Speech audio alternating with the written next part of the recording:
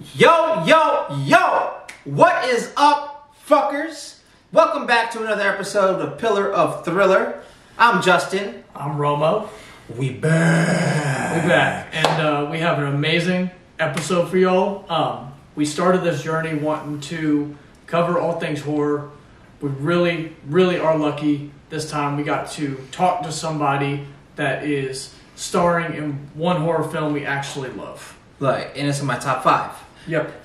Today is a special. We have a special guest, and his name is David Howard Thornton. Yep. Plays Art the Clown in Terrifier, and will be in Terrifier 2. He also has a lot of amazing other things he does. That is what he is well known for in the horror community. Yeah. So all you horror fans that love Terrifier, that love Art the Clown, post edits all the time, watch this. Tune in. We have an amazing talk with him. You'll get to learn not only just about Terrifier, but about David as a person. Yep. We get to learn a lot about him, which is cool. Very down-to-earth dude. So, without further ado, here it is. Well, we are here with David Howard Thornton. How are you today? I'm doing great. I've had a few days to recoup from a recent convention, so I'm doing a lot better today. Oh, yeah. What convention were you at? I went to Days of the Dead in Chicago this weekend. So, nice. Yeah, I usually take about a day or so just to recoup because those things wear me out. Were you at the one in Atlanta? I was, yeah. That was like, I think the week before Dragon Con. Oh, yeah. Yeah, that was We crazy. were going to go to that. Yeah, our schedules didn't line up. We really wanted to, and there's like the one in Houston or Austin, I think, it is, and then the Chicago one. And our schedules didn't line up where we could make it, but that happens. All in good time. It was a lot of Friday the 13th people I saw, like Part 2 people, a ton of them. Yeah, a lot of the cast from Part 2 was there. We are first of all, I want to say thank you for joining the podcast. Thank you for taking time out of your night. Thank you. So we appreciate this a lot. No problem. Yeah, I'm a huge fan. I don't know if you've ever seen any of our podcasts, but Terrifier is on my top 5 horror list.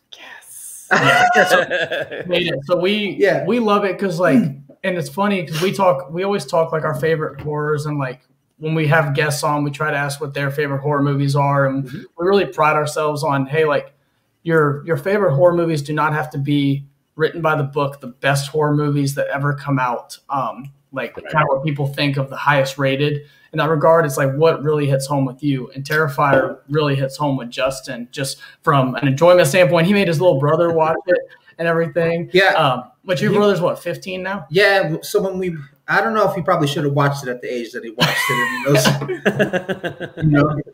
So, but yeah, it's definitely one of my favorite horror movies. We were looking you up, and it looks like you've done a bunch of things. That's not just horror. You did Nightwing. Yeah, you did Nightwing, Joker. Yes. So we wanted to ask you, like, obviously questions throughout, but we wanted to kind of just get to know you in general. And we saw the Nightwing thing, and I was like, I'm super curious about that because it looks like a fan web series almost. Right. Like, how did you get started with something like that, especially playing the Joker? Yeah, it is a fan-made web series. I don't think we're ever going to finish the thing because everybody's moved off and done other things and stuff like that. But so it is what it is. But it was fun to do. But I got involved doing that. I just because I was doing a voiceover class at that point when they were doing auditions for it, and one of the guys in the class with me had just auditioned for the Joker on there, and he's like, I don't think I fit the part, but I think you would be great for it. So you should contact these people. So I did, and the rest was history there. Did you watch like any of the prior Jokers or like try to pull any inspiration, or did you just try to make that your own? Oh yeah. I definitely pulled a lot from, especially from like the Hamill and Romero versions, because I think they're like the best versions out there, the closest to the actual comic book. Because that's the thing I've always wanted to do with Joker is just like actually be, stay true to the comic character instead of, it seems like Hollywood's been trying to do new things with him and be really too creative, I think, where they forget who he actually is. And so I just want to just get back to basics with him. I almost felt like that's where they were going with Jared Leto.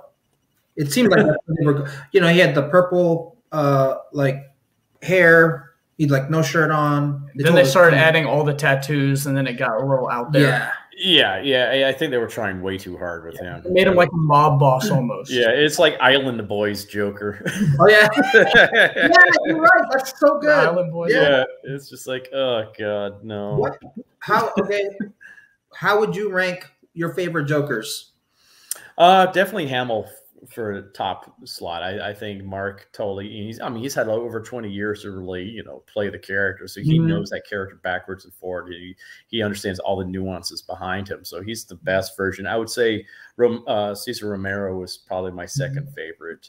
Followed like there's a tie between Jack Nicholson and Heath Ledger, because they all did their own respective things that were great. Yeah, and then Joaquin Phoenix, I would say, and then of course Jared Leto way last. way last. Everybody feels that way. It's okay. Yeah. I'll put every single animated version of Joker before Jared Leto's version. Yeah. That's what's incredible is like you ask so many people that are like the casual fans of the movies, and you're like, what are your favorite Joker? And people they don't put Mark Hamill to that exactly because they're not familiar with the Killing Joke and stuff like that. Yeah. They don't actually. I think a lot of people don't know he was like when people think of him, people really think of him as Star Wars. Yeah. Right? So it's like they don't know that about him. But that's what's so good about him as an actor. Yeah. I mean, there were years where I did not know he was the Joker, and when I found out, it floored me. I was like, "Holy shit! He's two of my favorite cinematic characters now." I'm like, "This is amazing."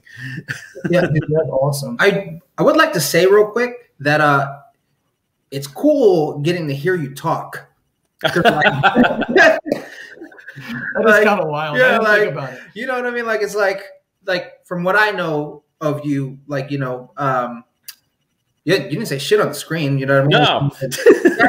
So it's like it's cool to hear you talk. Yeah. Did you have like mime classes or anything like that?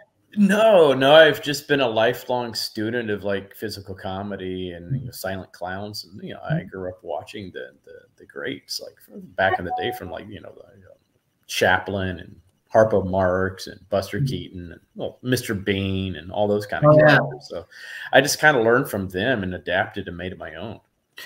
How did you get started in acting? Oddly enough, my parents got me involved in church theater at a very, very early age. So I've basically gone the full spectrum. So it's kind of funny thinking I got my start doing plays about Jesus, and now I'm just killing people like crazy. You've transitioned quite a little bit. Oh, just a little bit. Just a little bit. No, that's awesome. Yeah. So like, who else do you draw inspiration from? You named all those people from like physical acting standpoint. Is there anyone from other genres and stuff that you really try to draw inspiration from? Oh, well, I would say the biggest would be Robert Englund. That's awesome. Because I kind of look at art as being like the bastard child of Harpo Marx and Freddy Krueger. Oh yeah. Yeah. Or like an evil Bugs Bunny in a way. Yeah. So. Oh yeah. Oh my God. I did see that you had you had mentioned Jim Carrey in like another interview as a guy you really enjoyed. Jim Carrey, one of my dad was like, if you want to find someone that's hilarious and is incredible with their mannerisms, everything, and acting, just Jim Carrey. Talk about physicality. Amazing. Yeah, he's great. I mean, Doug Jones as well. I mean, like, Doug's become a friend of mine too. So I'm like, it's kind of cool because I have like most of my life I've kind of modeled a lot of my career off of him because I'm like, we're so much alike physically. And I'm like, I would like to have that trajectory with my career where I can play so many different diverse characters and Oh yeah. And still have that anonymity because most people don't even know what he actually looks like in real life. Right. And you have a really good job like controlling your body to portray certain emotions, like we said, without saying anything. Like that's what's so wild about that. And it makes for great acting. You know what I mean? And it's for me, I'm an actor too. And like one of the things is like I really take into consideration when I'm watching people, and like so especially when I'm watching movies like that, and because especially in a lot of horrors, it's harder I think to act in a horror than it is in a lot of type of genres, because a lot of times when you see writing or you watch a lot of horrors, a lot of it comes out a little corny. Oh yeah. Right. And it's like, so it's kind of hard as your job as an actor, you don't have any say in what your script is, essentially. Right. So it's like you just got to make do with what is in front of you at that point. Right. So it's like, the fact that you didn't say anything and how I felt during like watching Terrifier, like I was on the edge of my seat the whole time.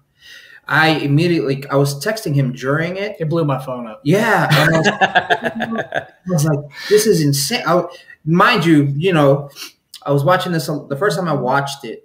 I watched it, I don't know, like 32 times. I've been telling him, I was like, you have to check this out. I promise you. It's not a super deep plot to it, but there's like, it's worth the acting alone. And I had watched the All Hallows Eve short film beforehand. So obviously different actor playing that. And I was like, and not even just saying this because you're on, but what you did with the character, I put above All Hallows Eve. We got limited exposure to art in All Hallows Eve, but you, I think, lifted Terrifier, obviously. So I told him, and I was like, hey, you're really going to like this. It has a shock factor. It's just a slasher at the core, and it's a short runtime, and you can really enjoy it. It was, I said it's in my top 5. And the fact that you didn't say anything and I was able to feel the way I felt is just insane. It was, I'm trying to think of the movie. There's a guy who won an Oscar, but he didn't say, I think he said one word in the movie. I didn't watch. I think it was called The Actor, or I think. I know what exactly you're talking about. Yeah. But so like they were telling, when that movie came out, I didn't get to see it in theaters, but when he won the Oscar and they were talking about how he didn't say one word except until probably the artist. Yes. Yeah. Ironic when I think of it. Yeah. Awesome. But I watched it after and I was like, damn, if I could be like this one day, it's just insane. It's captivating. You are captivating. You know what I mean? Like it's just wow. And like amazing. Kudos to you. Thank you. It was a fun challenge. I mean, I'd always kind of wanted to play a character like that because I'd always, I loved Mr. Bean, especially growing up. So I was like, I would love to play a character like that mischievous type of character. And it's like, I figured this is a really cool way to do it because it's done in a way that's usually not done, where you take a silent comedian type character and make him a horror villain. I mean, that's kind of cool in its own way. Right. How did you end up landing this role? I just responded to an open call on Actors Access. They were looking for a tall, skinny guy with physical comedy or clowning background. And I was like, oh, that's perfect for me. Because I had seen All Hallows Eve, so I already knew the character. I was like, oh my God, yes, please. Yeah, awesome. Yeah. So you weren't submitted by your agents? I contacted my agents and please submit me. Please. Yeah. And then you ended up landing this. That's amazing. I was lucky. How'd you prep for this role? How much time did you have when you found out, and was this audition process, just strenuous? Because I know a lot of times it can be, I've been called back multiple times. Right. You get through, you get to the level of I guess first, are you available? This, that, and the other. Yeah. I like you. We're checking with the producers, see if they want to have you on the network. And then a lot of times it's just, to me, it's stressful. Whenever I turn in an audition, it's just a lot of times, especially now, it's a lot of self-tapes. And virtual. I hate self-tapes with a burning passion because I just don't have enough room for a setup for any of that kind of stuff in my apartment. Yeah. So it's just plus you don't get any feedback either in the room. I like having feedback because I like to play around. And, if you don't know what the casting director is wanting, then how can you give them what they want? You're just hoping you're giving them something they want. But I'm one of those actors where I take direction very easily. Mm-hmm. So if I'm not giving you what they want, tell me what you want and I can do it for you on the spot. But when you get the email and sometimes it's like 2 lines, or sometimes it's like 5 pages. So it's just like, like, what do you want from me? And then, whenever you're in acting classes, they tell you make choices. Yeah. It's just, but with that said, like, how did you end up prepping for this role? How much time did you have to prep for this role? And how much influence did All Hallows Eve have on this character for you? Oh, I would say, first of all, All Hallows Eve had a huge influence on me. That's the first thing I did was go back and rewatch that just so I could capture the nuances that Mike Gianelli, the original art, brought to the character. Because, I want to still maintain the feel of how he was portrayed originally. And so that kind of made my job easier in some ways, because that gave me, a good foundation to start on. But then I just wanted to flesh out more of the physical aspects, more of the clowning aspects, bring that more into the character. And so I just brought my own thing to it. But that was basically the only prep work I had for the audition, because I wasn't getting any script or anything like that. It was kind of like a panic situation when I got to the audition, because I was like, okay, they probably have some script sides for me there. And I go in there and they don't have any. And I'm like, oh God. They're like, oh yeah, your agent should have sent you that stuff. And I'm like, no. Yeah. And so they called me into the room, and Damien and our producer Phil were the ones in the room. And I'm like, I'm apologizing. I'm sorry, I never got a script. And they're like, oh yeah, you don't need one. Art doesn't talk. I'm like, oh, cool. So what do I do then for you guys? It's like, just come up with a scene where you decapitate a guy and you're happy about doing it. And that's what I did. I just improvised off the top of my head this whole scene where I like cartoonishly snuck up behind my victim, knocked him out, took out a hacksaw, sawed off his head, picked it up, tasted the blood and didn't like it. So I took out a salt shaker and seasoned it. Oh, that's amazing. Then tasted again, liked it, kind of bathed in the blood a little bit, and skipped out on my merry way. And that's basically what got me the role. They flat out asked me right then and there. They're like, can you come in for a makeup test? Oh, they didn't even. That's awesome. That was sick.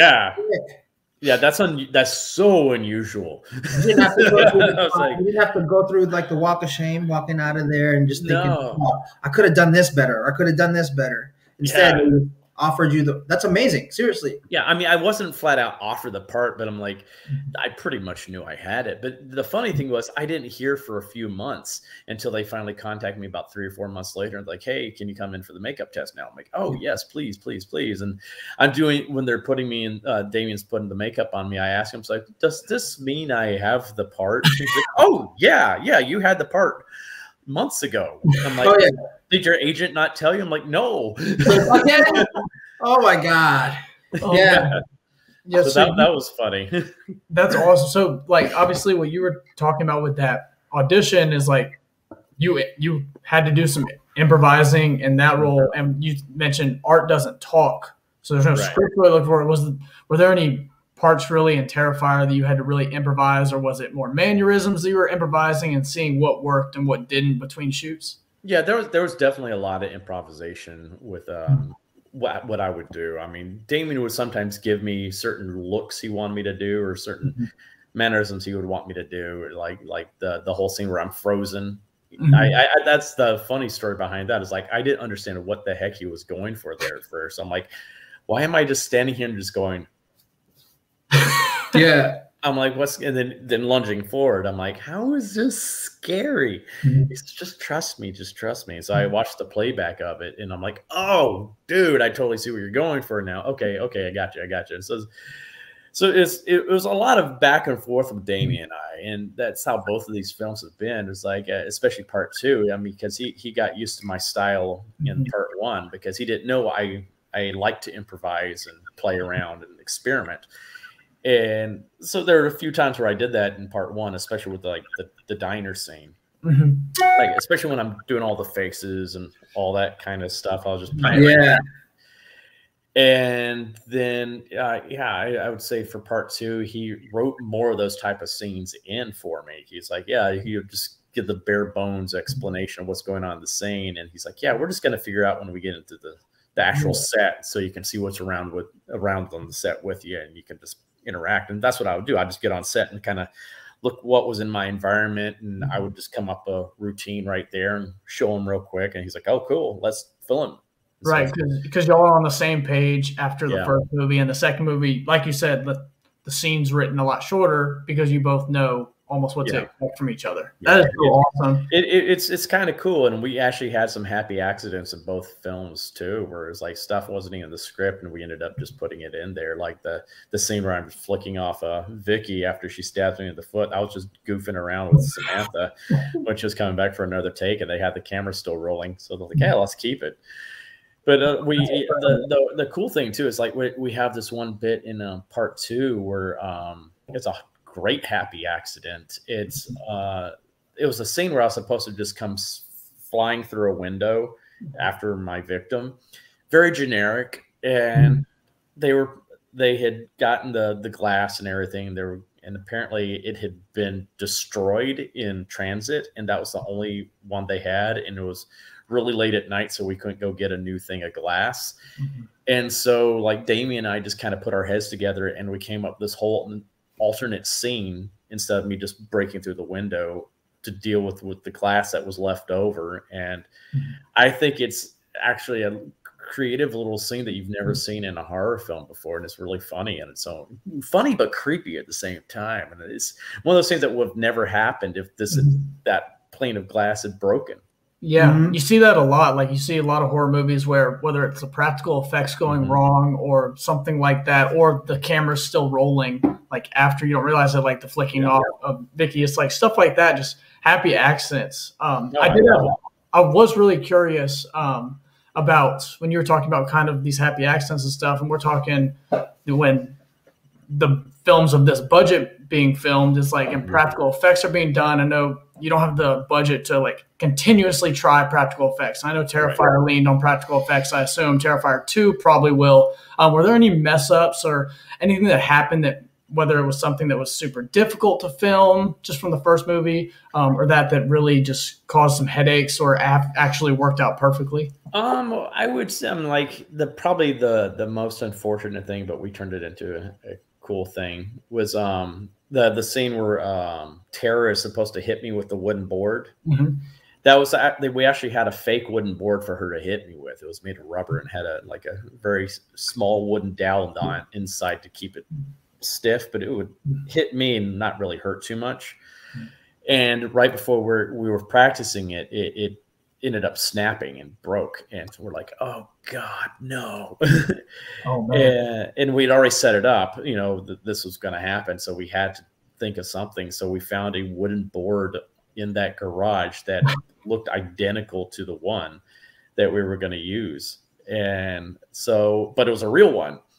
And so I had to really trust in Jenna Cannell, who was playing Tara, because she's done a lot of stunt work. So she's like, "Just trust me, just don't move from that spot." And she was whipping that board like just a few inches away from my nose. And so full throttle. And that was one of the scariest, and I had to react to it like I was getting hit. And I had to do so many takes because sometimes I would anticipate it and we're like, no. Yeah. Well, I mean, that's scary. I wouldn't want to get hit in wooden board either. No, that's scary. Yeah. And you have to put all your trust in your partner, and that's what I had to do. And it's like she kicks butt. So that was probably one of the worst things that happened. Pretty much everything else pretty much went smooth sailing, smooth with at least the prosthetics and stuff like that. So that's awesome. Yeah, we had more problems with some things in part 2. I remember like there was this one thing that Damien had spent all this time constructing, and then it breaks right when he's trying to install it. And so we came up with an alternate version to do with it and stuff like that. And I was like, "Oh, this works instead." So yeah, whatever ends up working, right? Yeah, and that's what you have to do, especially when you're like running late on, you're running out of time and stuff like that. You're chasing the sun. You're like, well, okay, this didn't work. What's going to be a quick fix that we can do right now? And sometimes those quick fixes work actually better than what you had originally planned. Yeah, right. It's like blessings in disguise, essentially. Yeah. So, with that said, speaking of practical effects, you have my second favorite kill in a horror movie of all time. I'm sure you know which kill that is. I think I do. How like, first of all, how was it filming that? Like, how did that happen? And what kind of effects did you guys? Because obviously, like materials and stuff like that to make that look the way it looked. Yeah. Yeah. First of all, it was very cold that night. With the part we did with Catherine, like we filmed all the stuff with Jenna months before because she had to go film the Bye Bye Man. So we did all of her stuff first. Yeah. And we were actually filming Catherine's bits in a different location because we had a snafu with the location we were at originally. And that location had no heat, and it was like 20 degrees in January. And so that was a miserable night for us, especially for poor Catherine, because she was literally hanging upside down, and we'd only let her hang upside down for 30 seconds at a time because it's so dangerous for a human being to do that. Especially for long periods of time. And she still got sick from it. She, I think her eardrum moved out of place. And it was just horrible, horrible. Made her trooper. But for that, like we filmed all of her stuff first, but we also had a full body prosthetic that was cast off of her as well. And so, the bits where you actually see the saw inside of her, and you actually do see her. We had a fake saw that was like halved, so it looked like it was stuck in her sternum. So I had to just act like it was there, and I couldn't get it through. But we also had that prosthetic, and I was actually able to actually cut through that real prosthetic, which was kind of cool. It's awesome. Yeah, it helps you to like be in the scene itself. Is when you just get to I just get to go crazy on this prosthetic. Oh yeah, it's the power of good editing too. It's just like because there's so many cuts back and forth. My face and to her to like the prosthetic, and it's just it works seamlessly. Pretty much, it's amazing what you can do with editing. Yeah, we've kind of made that our measuring stick. Anytime we watch a movie and we're like looking at kills, we really like to analyze all the kills, the practical effects, like you said, the editing and stuff. We're like, all right, well, how does it weigh up to the kill in Terrifier? And the other movies we do that with too, but that always like seems to like that's like the foundation. It's like the foundation. I think it, like in my mind, it's probably the most like in my personal opinion.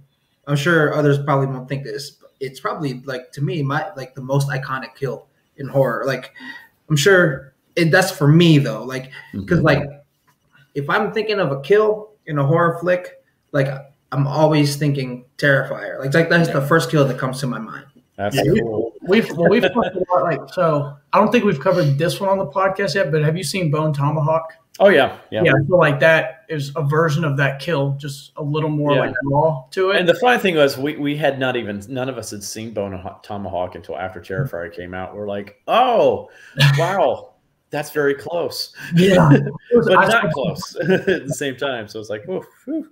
Oh yeah, I saw Bone Tomahawk after Terrifier, and I was like, oh my god, they copied Terrifier. And I looked, I was like, oh, like these films were like filming at the same time. So yeah.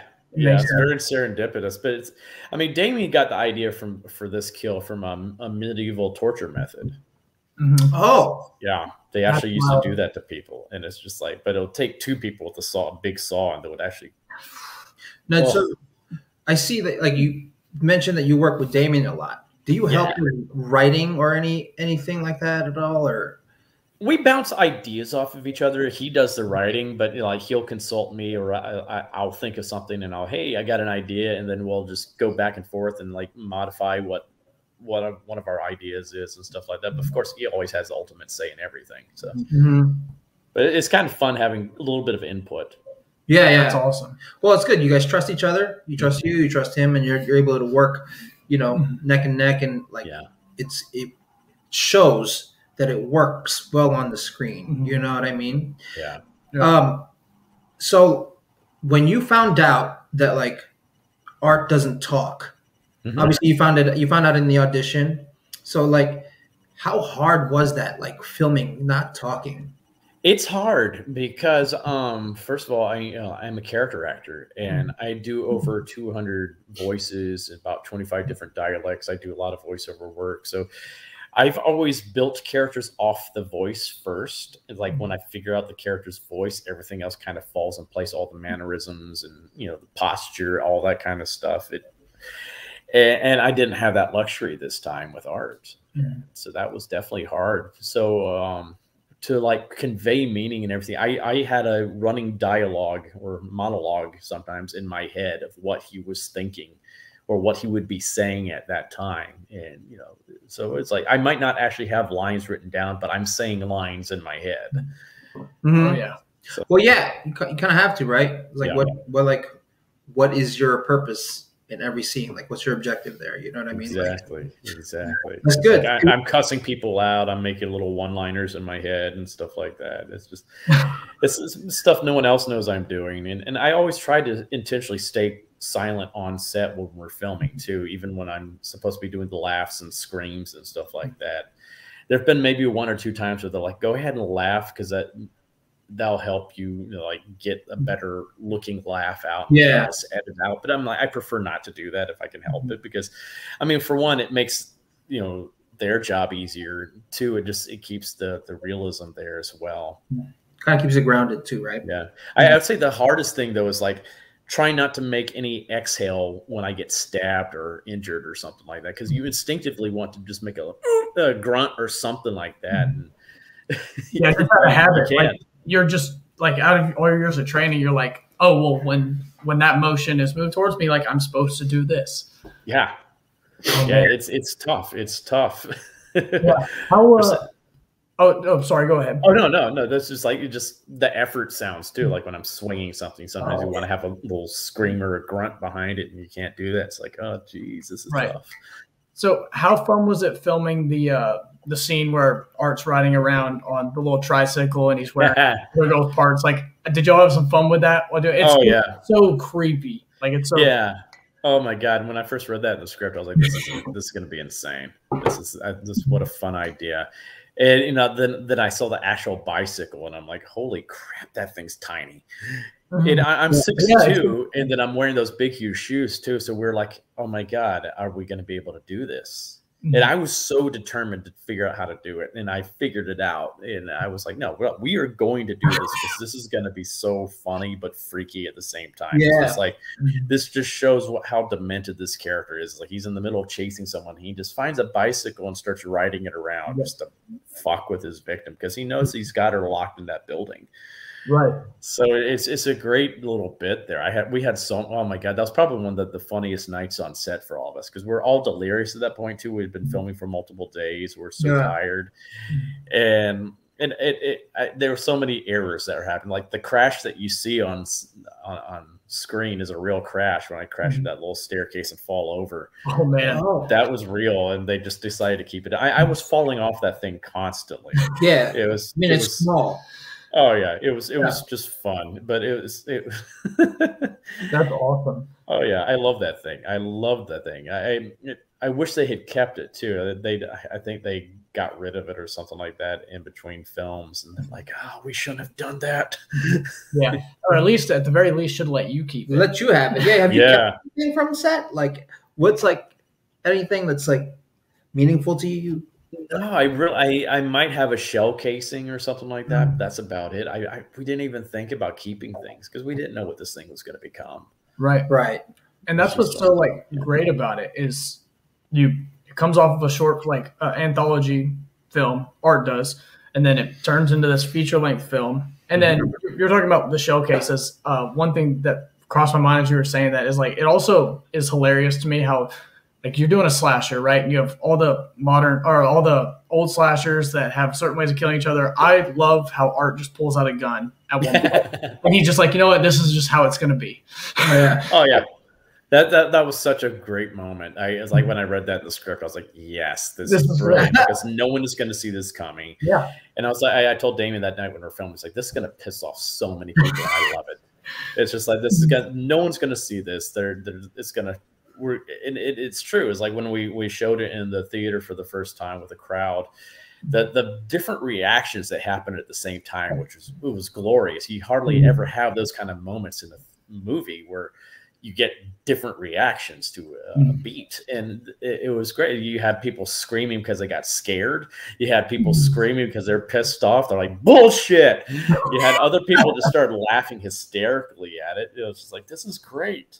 Yeah, you're like he's gonna chase her down with a knife, or he's gonna go grab the saw and everything. Like nope, bop. Because he's so goddamn sadistic. You'd think he'd do something. You know what I mean? Yeah. It's like, and can you answer an asshole?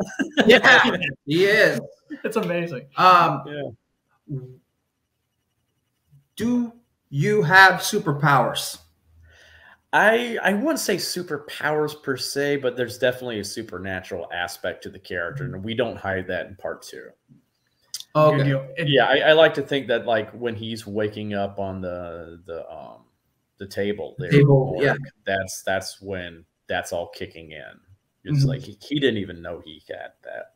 Right. He's like, he didn't know he could come back from the dead. So yeah, that's something we're going to explore more in part 2. There's actual a character that brings him back, and we bring that into full focus in part 2. But we're not going overboard with it at the same time. We don't have him like flying or like telekinesis or in that kind of stuff. You know, it's still grounded in some kind of reality. It's just he's more like kind of like Jason Voorhees, where he can take a beating and keep on going. Right. Kind of like what Halloween's been doing recently in the Halloween Kills and Halloween 2018, where like Michael Myers does seem to have this like supernatural like invulnerability almost.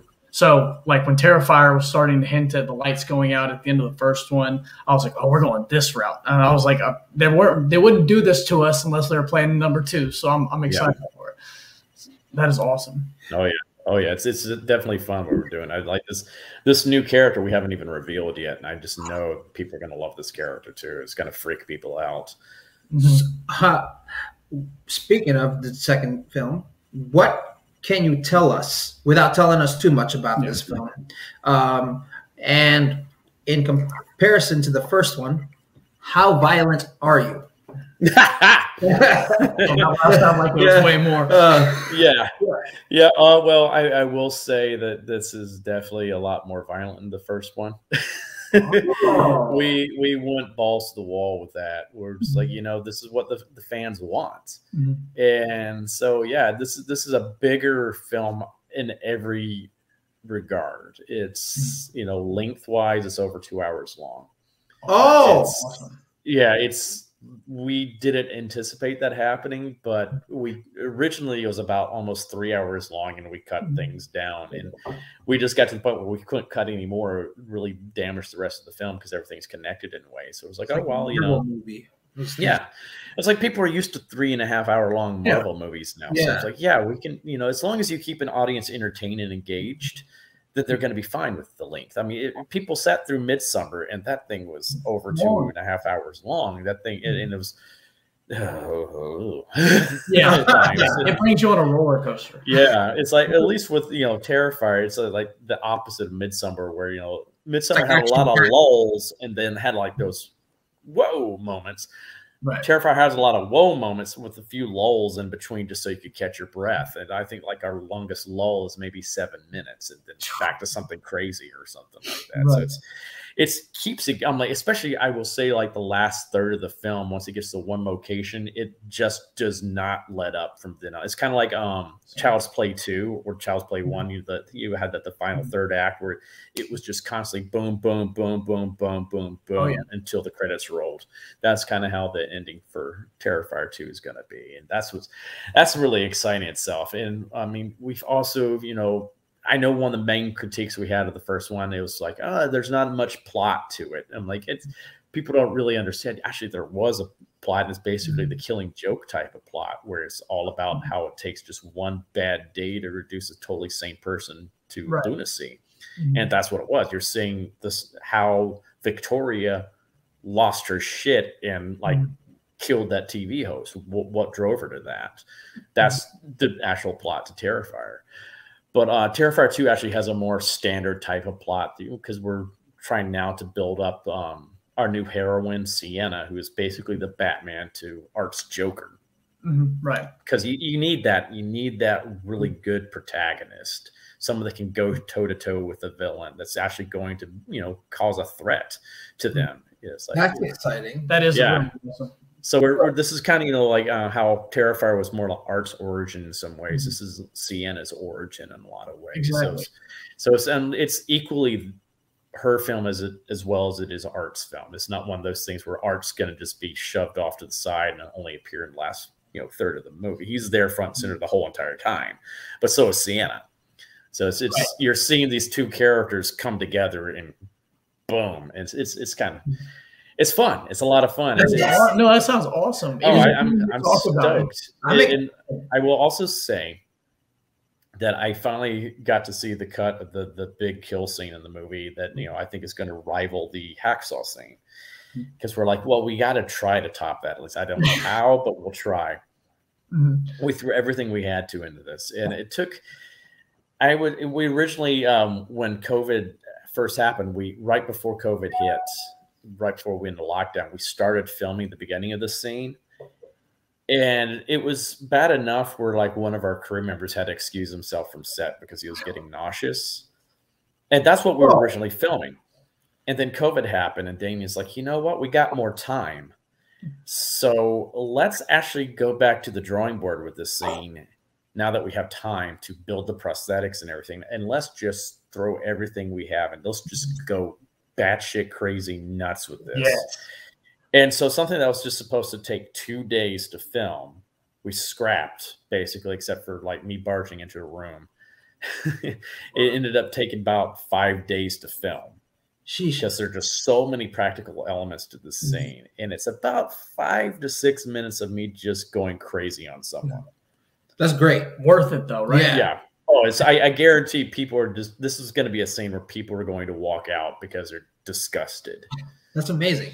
They're going to be like, dude, you have to stop, man. Just stop. Oh my God. I don't know. Like I've always said, like, I was just like, I don't know if there's anything that could ever top this kill. But hearing you talk about this is amazing, like, so this is great. Like for the shock factor, you know what I mean? Like my other favorite, I don't know if this is necessarily a kill, but like one of my other favorite, I would consider a death is Hereditary, is when she gets her head, the best part of the movie. Yeah, it's so shocking. So, it's just because of the shock factor. You know what I mean? And it's just like, those two, there's nothing really that sticks out to me aside from like those two. Yeah. So hearing you talk about this kill is just, because we talk about a lot of kills on our podcast. Like we've covered Saw a kills. decent bit of the Saw. We've done episode for Saw kills. We've talked about like Halloween kills. We talked about one of Justin's other favorite kills. Actually, we share this as one of our maybe not top 5, but it's really popular to us, is the kill in the latest Wrong Turn movie. And it's just the log coming down. It knocks the practical effects in the film are really good. So the kill, I still need to see it. It's good. I won't spoil anything for it. There's a kill or two in there that are really good, that really lifted the film to us. That's good. Yeah. So like the Terrifier kill and the Hereditary kill, like one thing that sticks out to us, that is like the shock factor. Like you're saying, like it's gonna gross people out. It's going to really make people clench their teeth. And like, that's what, like how much, and I have a buddy I work with that really loves horror movies too. And he's the same way. His girlfriend loves like the psychological part of the horror. And he's like, how far can they push it? He's like, I just want to see that. Oh yeah, we're definitely doing that. I already know we are going to get some major hate from people on it because it's just how gory it is. I mean, there's no way this would get into rated R rating. It's like really? Just because of this thing, just like we'd probably get NC-17. That's just like it's going to show in theaters, or is it going to be streaming? We don't know yet. Damien's doing the final edits right now. Right now he's doing color correction and sound design. And once we get that finished, hopefully by the end of the month, we're going to start shopping around to distribution. So once we get that, then we'll know. What's that? He does that all himself? He does it all by himself. Holy shit. Yeah, we hired someone to help with color correction, but all the editing and sound design, Damien does himself. Yeah. Oh my God. He's a one-man army. That's incredible. That's the guy does everything. He does the practical effects. He writes it, directs it, does all the editing. It's mind-blowing. The man is a powerhouse. That he's like he deserves so much more recognition that he gets. That is after hearing that, like, I mean, he writes it, he directs it, he's do you know how hard it's taken a while? It's just like he's so meticulous because he wants this to be the best it can be. It's not like he's just throwing it off to some studio just to cut and chop and stuff like that. That's how you have to be. Yeah. You have to be like I'm in the middle of writing a script right now. It's a short film. It's like 21 pages exactly. I've been working on this since 2019. Yeah, it's like you have to be like that, and I respect that so much for your vision to come through. Seriously, that is insane. That's Damien. He's like that even on set with directing. I'm like, sometimes it gets a little overwhelming. Like, dude, you're being very Kubrickish right now. Where it's just like there was a panning shot in part 2. And there was this window where rain's supposed to be coming down, and you only see a sliver of the actual pane of glass because the curtain's on the window. But we spent about an hour with that panning shot because we just couldn't get the rain to be the right way on the window. Oh man. It was like you only see like it for a split second, and you only see a sliver of this window, and he was just not happy with the rain on the window, and it's an ongoing joke on set now because it was like, that damn window, and you only see it's like we spent so much time on this, but that's how he is though. He knows exactly how he wants everything to look, and that's how it comes through the way he wants it to. The way, like, obviously, like we were saying, like you may not have the ultimate input, but you have some input in how the character comes out, and also and that's a huge part of the film. It's just a lot of trust. You just got to trust in his vision, and that's what I had to learn to do. I was like, I totally trusted his vision. Sometimes I'm like in my head going, what the hell is he doing? But then I see it, and I'm like, yeah. Shout out to Damien. Jeez. Yeah. Seriously, it's so impressive, and it's like, it's a lot too. You know what I mean? It's like, a lot for one person to do. Yeah. Because it's wow. I can't imagine the kind of stress he's going through to like try to make it's crazy. I don't know how the guy gets any sleep because he's like he's very obsessive about things that he's working on. Like when I'm memorizing lines, I'm constantly doing the lines. Even when I'm away from my script, I'm doing the lines in my head. Yeah. I've become very obsessive compulsive with it, and he's kind of the same way. He can't walk away from it once he starts doing it. He'll forget to eat, he'll forget to sleep. He just keeps going at it. Yep, just gets locked in. Well, that's so kudos to him, man. I'm like, wow, I don't know. Wow. Seriously.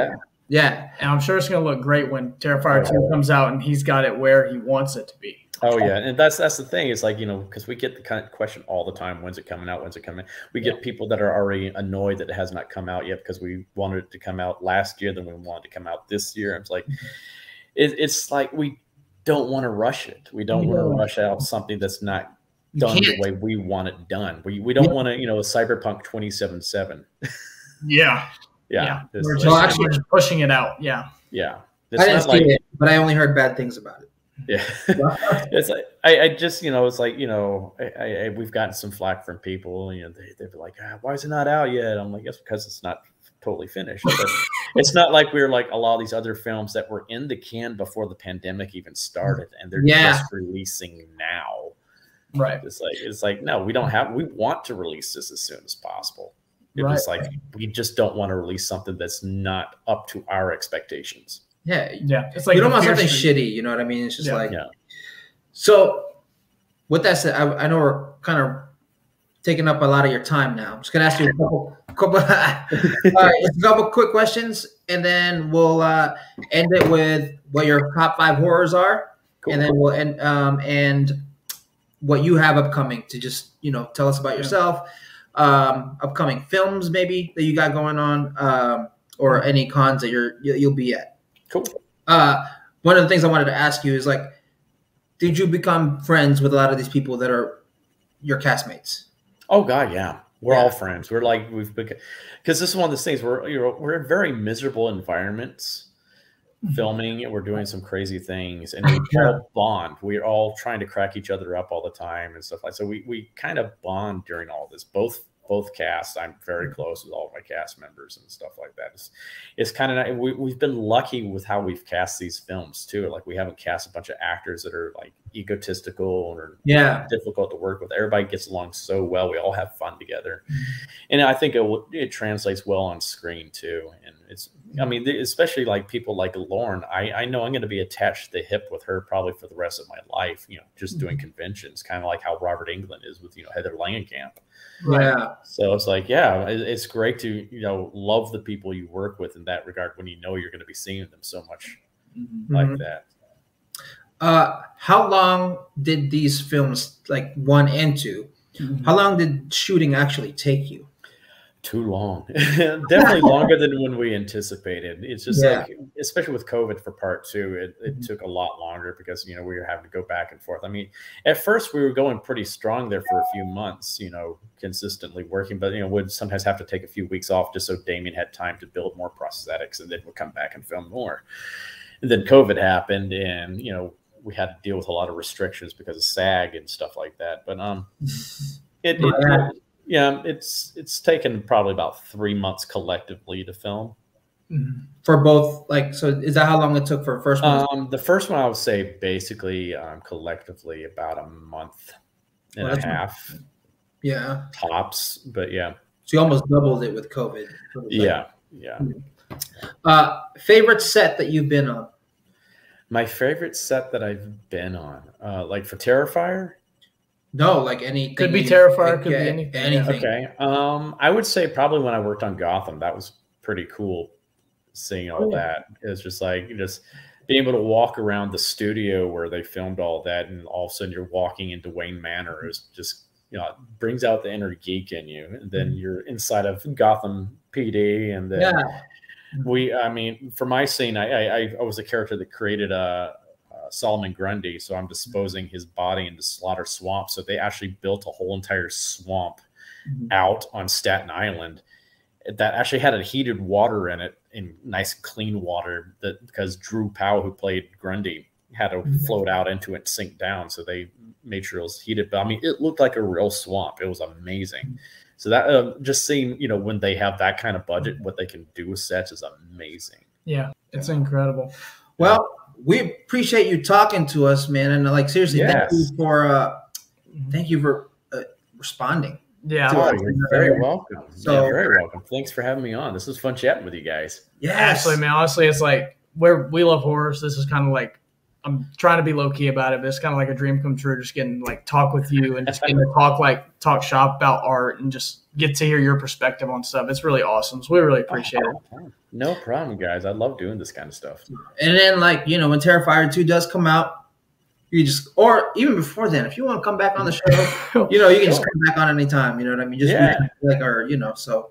Oh yeah. Once part 2 comes out, I'm definitely gonna have a lot more to talk about. Yeah. I'd love to keep in touch. You know what I mean? So definitely, man.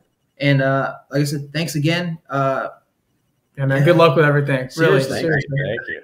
Y'all too. Yeah, best of luck down there. Thank you. Thanks, hopefully we'll link up on a set. We'll end up crossing paths at some point. You never know, man. You never know. It's like I never thought I would be on a set with D. Wallace, and here I am. So